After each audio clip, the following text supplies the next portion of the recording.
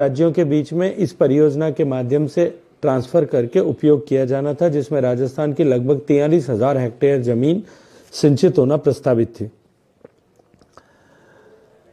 लेकिन दोनों राज्यों के बीच में सहमति न बन पाने के चलते हुए उस समय इस प्रोजेक्ट को स्थगित कर दिया गया, इस प्रोजेक्ट को शेल्फ कर दिया गया, समाप्त कर दिया गया।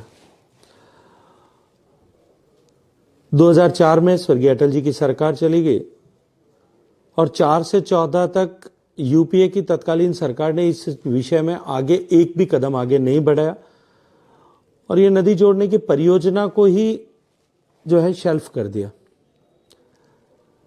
2013 में जब माननीय वसुंधरा जी के नेतृत्व में सरकार बनी, 14 में मोदी जी के नेतृत्व में सरकार दिल्ली में बनी, उसके बाद इस विषय को वापस पुनर्जीवित करने के प्रयास किए गए। 2016 के नवंबर में राजस्थान की तत्कालीन सरकार ने भारत सरकार के जल शक्ति मंत्रालय को के अधीन काम करने वाले एक पीएसयू वैपकॉस को एक इस ईस्टर्न राजस्थान कैनाल परियोजना की डीपीआर बनाने का जिम्मेदारी सौंपी और उनसे आग्रह किया कि आप इसकी डीपीआर बनाएं ताकि राजस्थान के इस क्षेत्र को पीने का पानी मध्य प्रदेश और राजस्थान के बीच जो समझौता है उसके तहत दिया जा सके। डीपीआर का निर्माण हो रहा था, इसी बीच में राजस्थान सरकार ने आग्रह किया कि जो सामान्य प्रचलित नियम है, जिस नियम के अनुरूप 2000 की दो नदियों के बीच में कोई भी परियोजना यदि बनाएंगे तो उस परियोजना के निर्माण के लिए जो है 75% निर्भरता पर ही परियोजना का निर्माण होगा। लेकिन राजस्थान सरकार ने आग्रह किया वैपकॉस से कि आप इस परियोजना को 50% निर्भरता के आधार पर बनाएं, हम मध्य प्रदेश से इसके लिए अनुमति प्राप्त कर लेंगे। 2017 के नवंबर में वैपकॉस ने यह प्रोजेक्ट रिपोर्ट बना करके राजस्थान सरकार को सौंपी, जिसे राजस्थान सरकार ने 2018 में भारत सरकार के पेरुजल के लिए सीडब्ल्यूसी को अनुमति के लिए भेजा। इसमें 13 जिले राजस्थान के अलवर, भरतपुर, धौलपुर, करौली, सवाई माधोपुर, दौसा, जयपुर, अजमेर, टोंक, बूंदी, कोटा, बारां और झालावाड़, इनके लिए पेयजल की सुनिश्चितता और धौलपुर और सवाई माधोपुर में मिलाकर के 2 डिस्ट्रिक्ट्स में नई कमांड क्रिएट करना। जो पुराने छोटे बड़े बांध और तालाब इस क्षेत्र में हैं उनको भर करके इन 9 जिलों में 80,000 हेक्टेयर की एग्जिस्टिंग कमांड को स्टेबलाइज करना।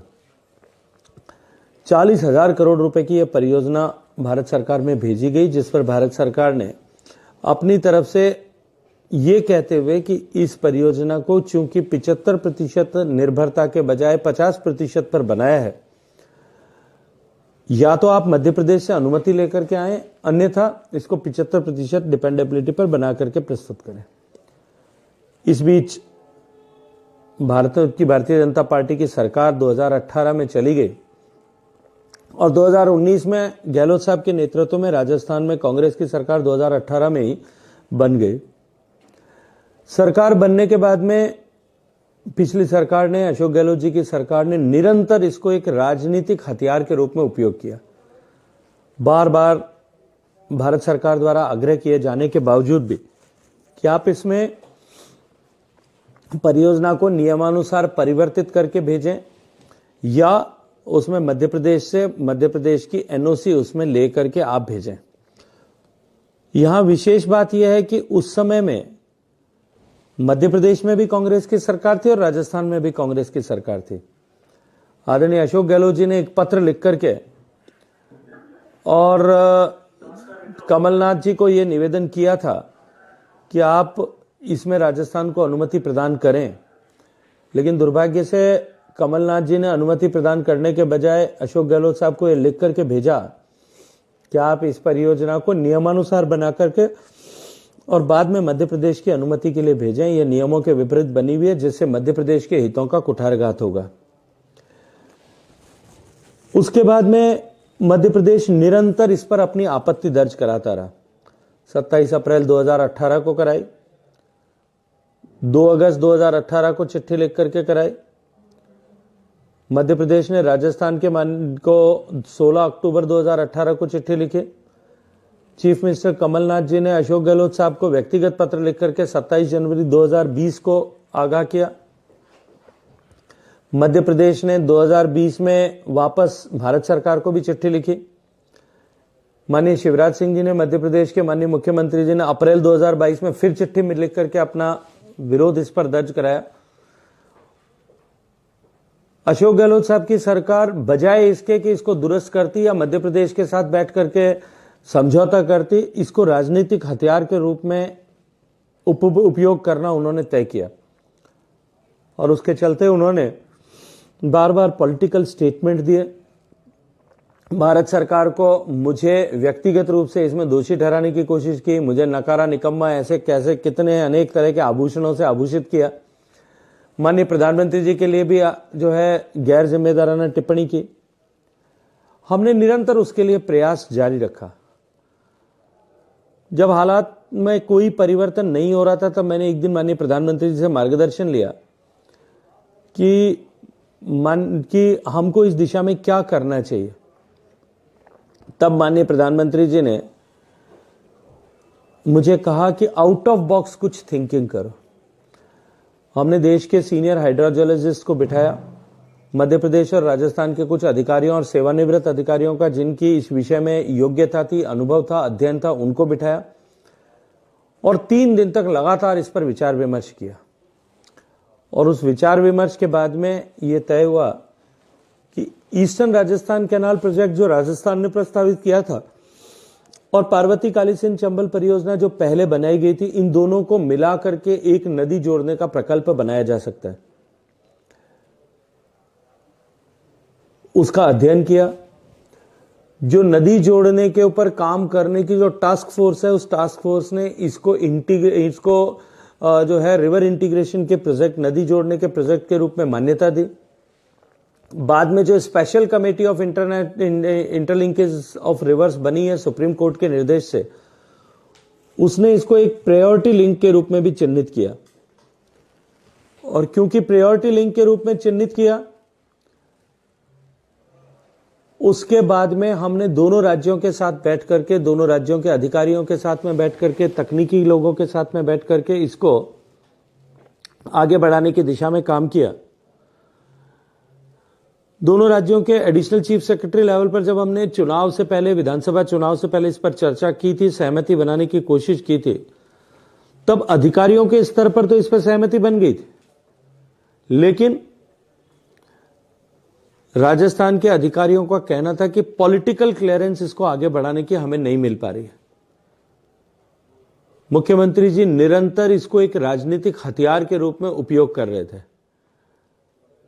हमने कई बार आग्रह किया कि राजस्थान के लगभग इन 13 जिलों के 2 करोड़ लोगों के जीवन का आधार ये ईआरसीपी बनने वाली है। इनके प्यासे कंठों पर राजनीति करना पाप है।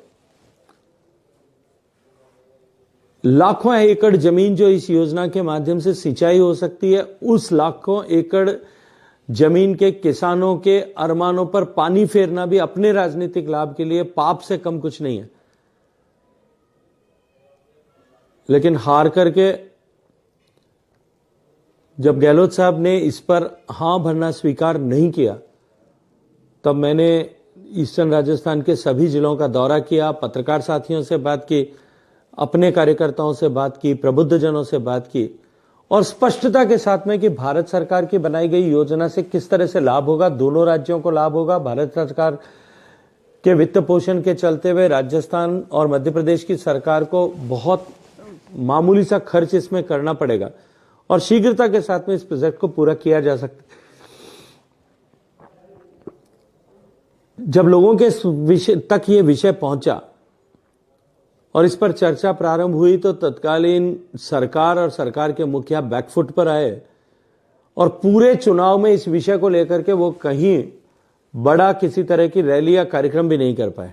उन्होंने अनेक यात्राएं भी घोषित की, लेकिन अंततः जनता के प्रतिरोध जो है दबाव के चलते हुए, प्रतिरोध के चलते हुए उन यात्राओं को भी स्थगित करना पड़ा।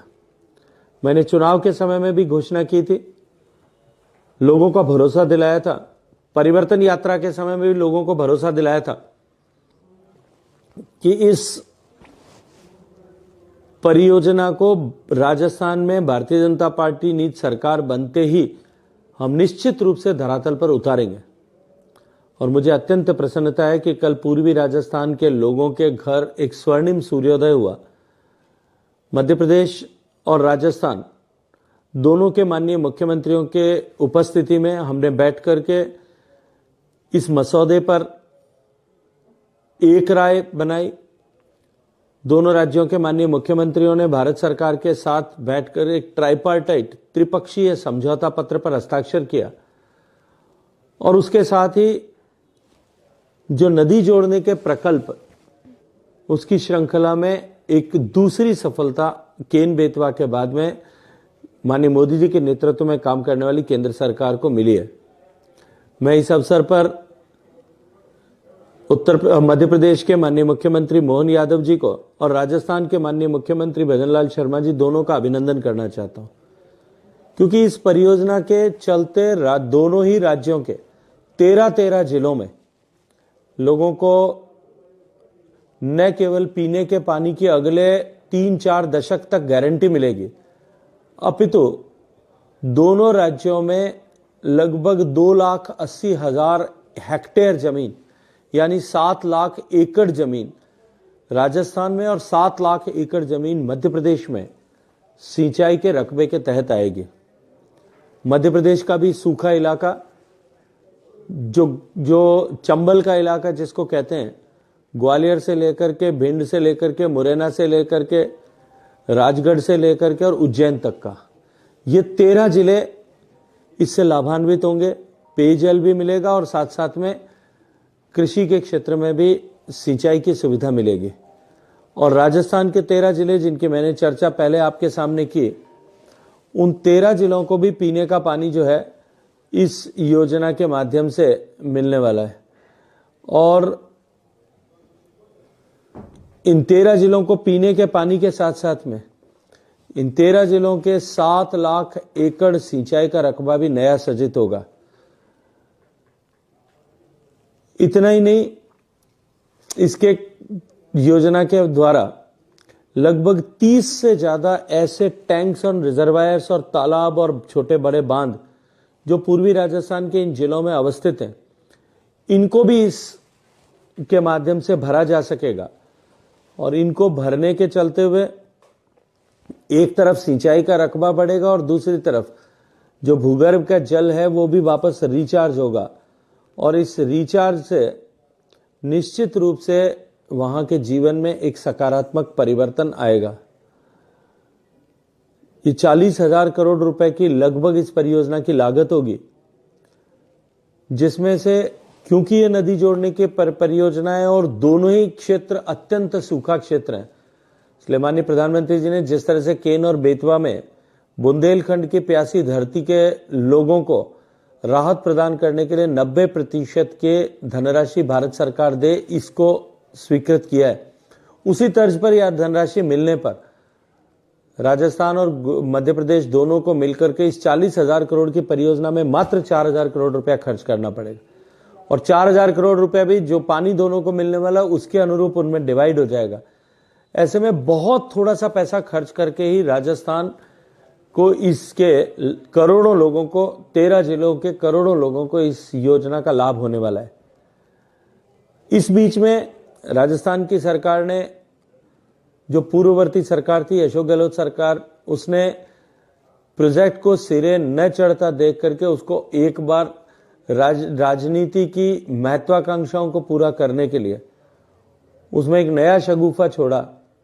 भारत सरकार की ही, मेरे ही मंत्रालय के वैपकॉस से एक और नया डिजाइन डीपीआर बनाया, जिसमें उन्होंने पेयजल के नाम पर नवनेरा ईसरदा गालवा लिंक बनाने की बात की और उससे 75% डिपेंडेबिलिटी पर बनाने पर मात्र 525 एमसीएम पानी राजस्थान को उस लिंक के माध्यम से मिल रहा था। आनंद फानन में उसको स्वीकृत किया, ईआरसीपी अथॉरिटी गठित की, जमीनें इरिगेशन डिपार्टमेंट की बेच करके और पैसा इकट्ठा किया और टेंडर करके वो 525 एमसीएम पानी लाने की योजना को बाकी बात की, जिससे केवल जयपुर शहर, अजमेर और टोंक, इन 3 ही जिलों को पीने का पानी मिलने वाला था। शेष 10 जिले अलवर, सवाई माधोपुर, दौसा, करौली, बूंदी, इनमें से किसी भी जिले को एक बूंद भी पीने का पानी उसके माध्यम से न पीने का पानी मिल रहा था और सिंचाई का पानी का तो प्रश्न ही नहीं था। मुझे अत्यंत प्रसन्नता है कि माननीय प्रधानमंत्री जी के आशीर्वाद से, उनके मार्गदर्शन में हम इन 13 जिलों के लिए ये बहुप्रतीक्षित योजना, जो इन 13 जिले राजस्थान के और 13 जिले मध्य प्रदेश के, इन दोनों के तकदीर और तस्वीर को बदलने वाली होगी। सरिस्का में पानी की समस्या समाप्त होगी, भरतपुर के बर्ड सेंचुरी में पानी की समस्या समाप्त होगी, पांचना का संकट समाप्त होगा और इन 13 जिलों के करोड़ों लोगों के जीवन में इसके माध्यम से परिवर्तन आएगा। मैं पूर्वी राजस्थान के लोगों को इस परियोजना के आगे बढ़ने पर बहुत सारी बधाई देता हूं। भारतीय जनता पार्टी की सरकार बनी है, जो भाजपा ने कहा था वो करके दिखाया है। माननीय भजनलाल जी का भी अभिनंदन करता हूं कि उन्होंने भी जो घोषणा पत्र में लिखा था कि हम ईआरसीपी को सरकार बनने के बाद में करेंगे, उस दिशा में सकारात्मक पहल की है। मध्य प्रदेश के माननीय मुख्यमंत्री जी का भी अभिनंदन करता हूं। मध्य प्रदेश के भी उस मालवा और चंबल क्षेत्र के 13 जिलों के लोगों को इसके लिए बधाई देना चाहता हूं। ये दोनों ही प्रदेशों के लिए एक वरदान के रूप में साबित होगी। बहुत सारी शुभकामनाएं, बहुत सारा धन्यवाद सबको देता हूं।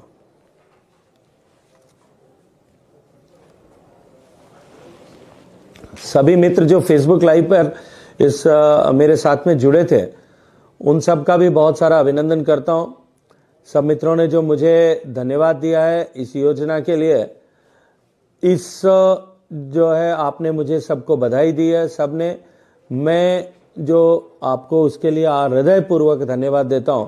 मुझे लगता है कि इसमें अगर कोई धन्यवाद का पात्र है तो माननीय प्रधानमंत्री जी हैं, जिन्होंने जब एक बॉटलनेक बन गया था, जब कोई मार्ग आगे नहीं सूझ रहा था, गहलोत साहब सुबह शाम मुझे गाली दे रहे थे, मुझे अकर्मण्य बता रहे थे, मुझे नाकारा बता रहे थे, मुझे निकम्मा बता रहे थे, तब माननीय प्रधानमंत्री जी ने मुझे न रुकने की शिक्षा दी, न केवल शिक्षा दी अपितु मार्ग दिखाया। और आज उसी के चलते हुए मध्य प्रदेश और राजस्थान दोनों के हितों में हम ये निर्णय कर पाए हैं। मैं सारे मित्र जो लोग भी इस फेसबुक लाइव पे साथ जुड़े हैं, आज हजारों लोग साथ में जुड़े हैं, मैं सभी मित्रों को बधाई देना चाहता हूं, सब मित्रों को धन्यवाद करना चाहता हूं। मित्रों, इसके साथ साथ ही बहुत जल्दी ही मैं जोधपुर और बाड़मेर से एक सीमा से ये जोजरी नदी का जो गंदा पानी का संकट है, इस संकट के समाधान की सौगात लेकर के भी आप लोगों के बीच में आने वाला हूं, जहां हम इस संकट के समाधान के लिए भारत सरकार द्वारा वित्त पोषित एक योजना लेकर के आ रहे हैं, जिसमें एक बड़ा धनराशि खर्च करके न केवल जोजरी के पानी के प्रदूषण की समस्या का स्थायी समाधान करेंगे, अपितु उसके माध्यम से नदी में साफ जल बहेगा और साफ जल बहने के चलते हुए उस नदी के पानी का उपयोग किया जा सकेगा। कुओं में जो समस्या प्रदूषण की पानी में बनी है, उस समस्या से भी निजात मिलेगी। जो जमीन डिग्रेड हुई है, उससे भी निजात मिलेगी। और जोधपुर से लेकर के आराबा से लेकर के आगे तक का ये जो सारा क्षेत्र इस प्रदूषण के संकट से गुजर रहा है, ये संकट समाप्त होगा, ऐसा मुझे भरोसा और विश्वास है। मैं जल्दी इस विषय को लेकर के भी आप सब लोगों के बीच में उपस्थित होऊंगा। आप सबको बहुत सारा धन्यवाद, सबका अभिनंदन।